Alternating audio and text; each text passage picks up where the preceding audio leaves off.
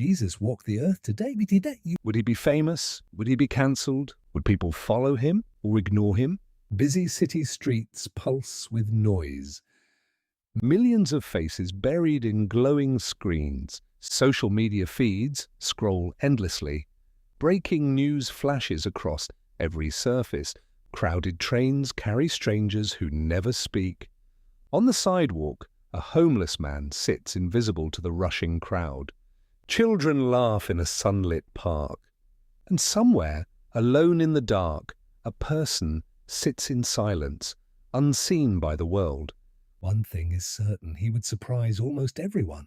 Many people imagine Jesus spending his time with celebrities, the powerful, the wealthy, the influential voices filling every screen and stage. But that is not what he did 2,000 years ago. He did not walk into palaces first. He walked into the places most people avoided. He sought out the forgotten, the hurting, the lonely.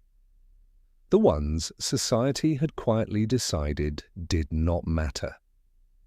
If Jesus walked among us today, he would probably spend time where most people never look.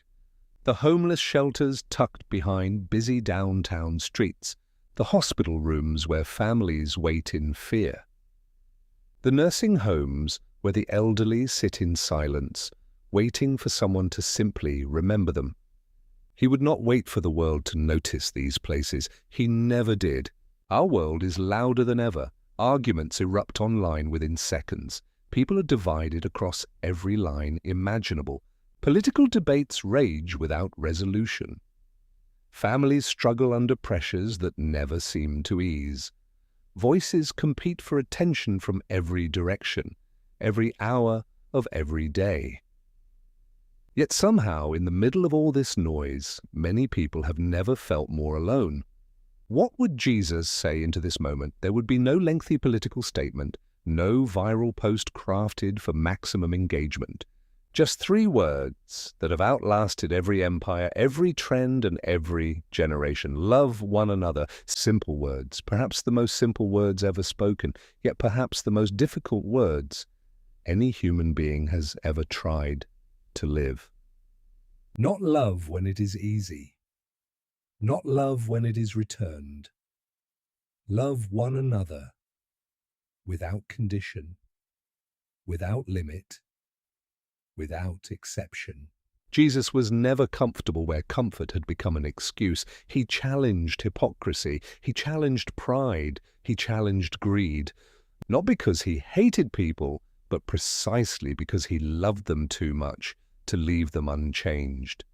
Luxury sits beside poverty on the same city block, and most people learn not to look. People chase status with a hunger that is never satisfied. Crowds obsess over attention, building entire lives around the approval of strangers.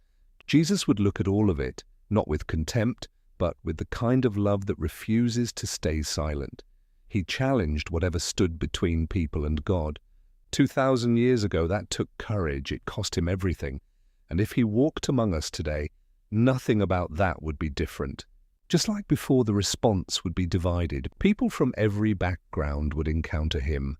Different ages, different cultures, different walks of life, carrying different wounds and different questions. Some would reject him. Some would mock him. Some would misunderstand him completely, twisting his words to fit agendas he never held. The powerful would feel threatened, the comfortable would feel challenged, but others, ordinary people carrying quiet desperation, would discover something they had stopped believing they could find. Hope.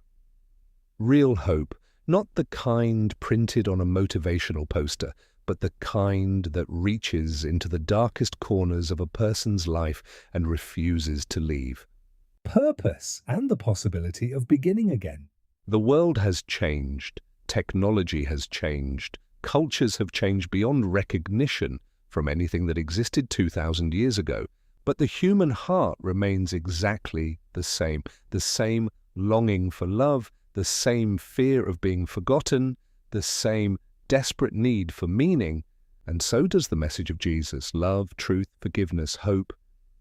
These words have never needed updating. They have never become outdated. They have simply waited for each new generation to decide what to do with them.